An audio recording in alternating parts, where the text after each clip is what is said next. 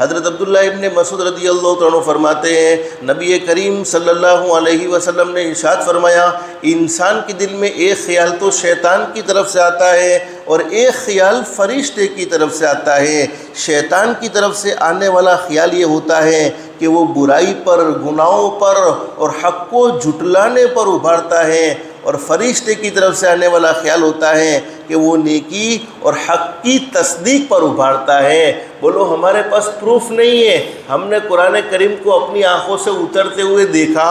نہیں ہے، وحی لانے والے فرشتے کو ہم نے اپنی آنکھوں سے دیکھا نہیں ہے۔ صحابہ کرام نے تو یہ ساری چیزیں اپنی آنکھوں سے دیکھی تھی، وحی کی کیفیات کو دیکھا تھا، ہم نے صرف بھروسہ کیا ہے، ہم نے صرف بھروسہ کیا ہے۔ تو یہ فرشتے کی طرف سے اچھا خیال دل میں پیدا ہوتا ہے کہ نہیں، یہ کلام پڑھنے سے ہی اندازہ ہم کر سکتے ہیں کہ یہ کسی انسان کا لکھا ہوا بولو کلام ہو سکتا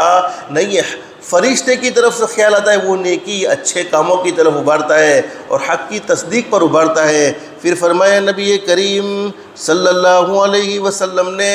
حضرت اقدس نبی کریم صلی اللہ علیہ وسلم کا ارشاد علی ہے، لہذا جو شخص اپنے اندر نیکی اور حق کی تصدیق کا خیال پائے، یعنی اس کے دل میں نیکی کا جذبہ پیدا ہونے لگے، سچ کی تصدیق کا، حق کی تصدیق، اللہ کے قرآن کو سچے دل سے ماننا، اللہ کے قرآن کا سچے دل سے اقرار کرنا، اللہ کی وحدانیت کو سچے دل سے ماننا، تو فرمایا کہ جس کے دل میں نیکی کا خیال آ جائے، حق کی تصدیق کا خیال آ جائے، تو اس کو سمجھنا چاہیے کہ اللہ کی طرف سے ہدایت ہے، اور اس پر اس کو شکر ادا کرنا چاہیے کہ جس دل میں اللہ پاک نیکی کا خیال ڈالتے ہیں، حقیقت یہ ہے کہ اس دل سے اللہ کو بڑی محبت ہوتی ہے، اس دل سے اللہ کو بڑا پیار ہوتا ہے۔ اور جو شخص اپنے اندر دوسری کیفیت یعنی شیطانی خیال پائے، تو اس کو چاہیے کہ وہ شیطان مردود سے اللہ کی پناہ مانگے، یعنی اسی وقت جب بھی گناہ کا خیال دل میں آئے، علماء نے لکھا ہے اعوذ باللہ من الشیطان الرجیم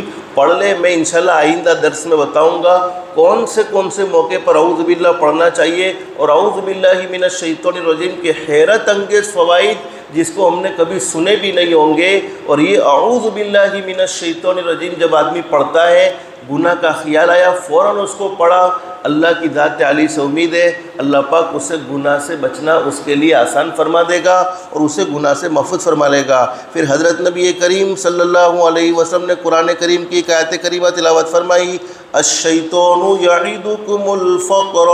ویأمرکم بالفحشاء، شیطان اس درجے تک کے خیال پیدا کر دیتا ہے، شیطان تمہیں فقر سے ڈراتا ہے، غریبی سے ڈراتا ہے کہ تم اللہ کی راہ میں خرچ کرو گے، غریب ہو جاؤ گے، فقیر ہو جاؤ گے، اور گناہوں پر تمہیں ہمیشہ ابھارتا رہتا ہے۔ اللہ ہم سب کو قرآن کریم سے سچی محبت نصیب فرمائے۔